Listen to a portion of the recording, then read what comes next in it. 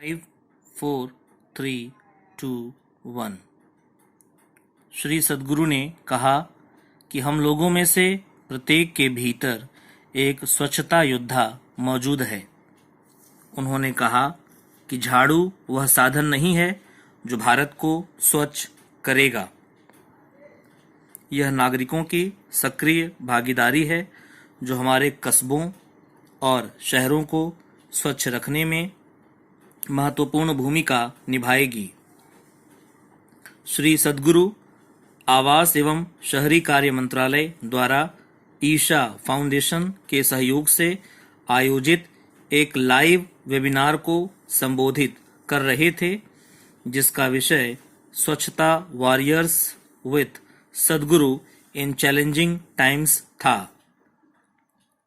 1 घंटे के वेबिनार में सद्गुरु ने उज्जैन, सूरत, पूर्वी दिल्ली नगर निगम, आगरा और मदुरई के जिला कलेक्टरों, नगर आयुक्तों के साथ बातचीत की और वर्तमान संकट का सामना करने के लिए शक्तिशाली अंतर्दृष्टि प्रदान की।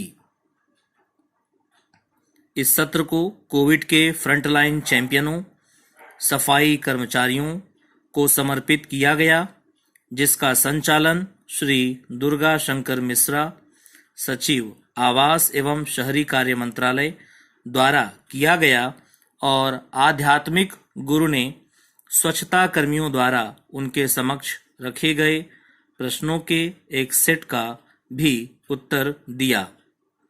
इस सत्र का प्रसारण YouTube के माध्यम से लाइव किया गया था, जिसका साथ में हिंदी में भी अनुवाद किया गया, जो कि वेबसाइट पर उपलब्ध है।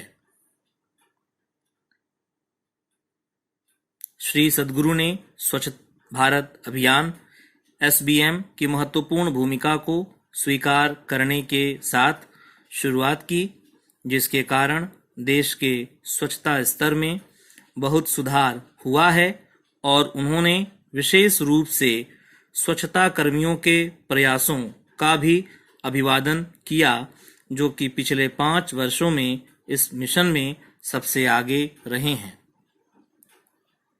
शहरी स्थानीय निकायों ULB के प्रतिनिधियों और सफाई कर्मियों के द्वारा पूछे गए प्रश्नों का जवाब देने के साथ साथ श्री सद्गुरु ने स्वच्छता योद्धाओं को प्रेरित करने के महत्व पर प्रकाश डाला।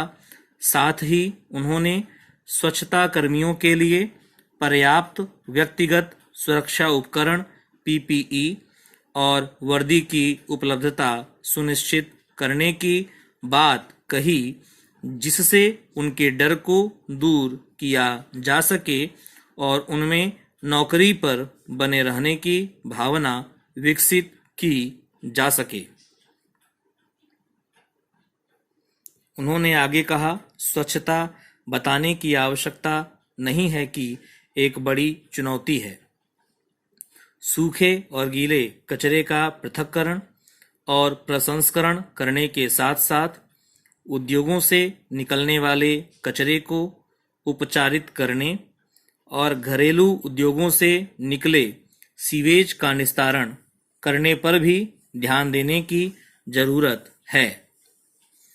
इसके अलावा शुष्क अपशिष्ट पृथक्करण को कुछ मायनों में प्रोत्साहित करने की आवश्यकता है, जिससे नागरिकों को इसे और ज्यादा उत्साह के साथ करने के लिए प्रोत्साहित किया जा सके।